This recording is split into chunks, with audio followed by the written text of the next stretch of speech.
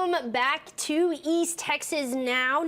March is National Kidney Month, so we are looking ahead here just a bit. Today we're talking about autosomal dominant polycystic kidney disease, otherwise known as ADPKD, right? It is a mouthful, but it's important to create some awareness on here. So what is it? It's a rare genetic condition that causes cysts to form on the kidneys, and then it impacts their ability to function, ultimately leading to kidney decline and the need for dialysis or possibly even a transplant.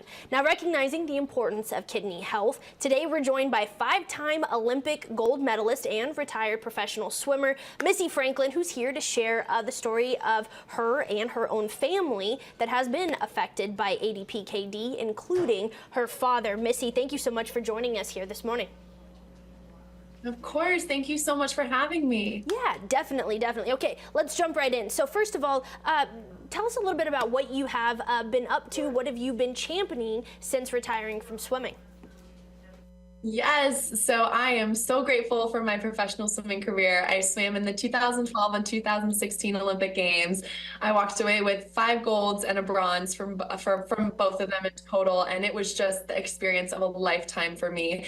I had to retire in 2018 due to an injury, which was heartbreaking, but I believe everything happens for a reason. And since then, I've had the time and energy to pursue other passions like public speaking, working with nonprofits. I just started my own podcast with my co-host Katie Hoff.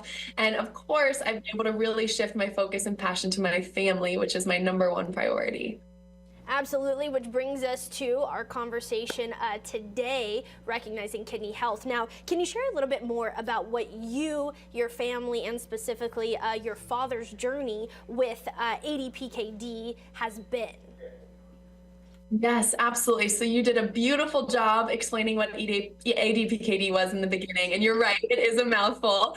And it runs in my father's family. So in addition to my dad, some of his siblings and one of my grandparents were all diagnosed with ADPKD. It was an early diagnosis for my dad. So I was so young. And to be honest, at the time, I don't think I fully understood what it meant or what it would mean for our family moving forward. And then it was around the fall of 2019 that my dad's health really started to decline. And in early 2022, when we learned that his ADPKD was rapidly progressing and we're faced with the very harsh realization that we were going to be looking at either dialysis or a new kidney for my dad. So tell us a little bit about what is his status now? How is he doing dealing with ADPKD? Try it again. ADPKD. I know. There you go. I'll get it right by the end of this chat, I promise. It's okay. I've been doing this for a while and it's still so easy to trip over it.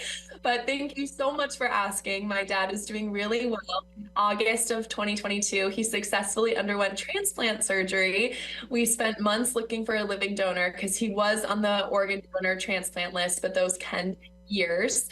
And it was only the day of the surgery that we learned that the living donor was another Olympic gold medalist in swimming.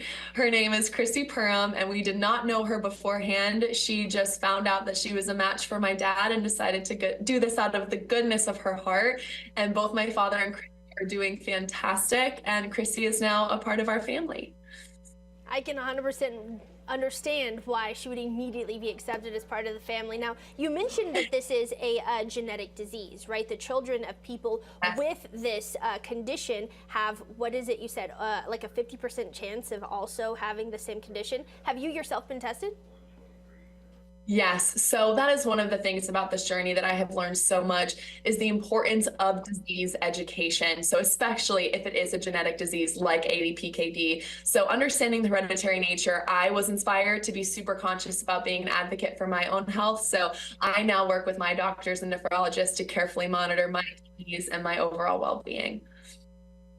Okay, so if you were able to talk to other families that this is affecting now or going to affect, be it people that are dealing with the disease themselves or the children of people that are dealing with the disease, what would you say to families that are just like you and yours being affected by ADPKD? Yes, absolutely. So I'm working alongside Otskua America Pharmaceutical Inc. And really, our encouragement is just to have a conversation with your family. Just talk to each other about your family's health history, especially if you know of any hereditary diseases like ADPKD or other kidney diseases, because then you can be proactive. We know the importance of early detection. So the starting point of just having those conversations with your family are so important. And then you can work with your doctor and healthcare providers about different ways to move forward, because we know that every patient and family's needs are different. And what can you say to as a family that has been affected by being put on, the donor list and them giving you that estimated average time of 3 to 5 years? You were very blessed that it did not take 3 to 5 years for that transplant. But if you could say something to the families that are still waiting on that list, as someone who has gone through that emotional roller coaster, what would you have to say to them?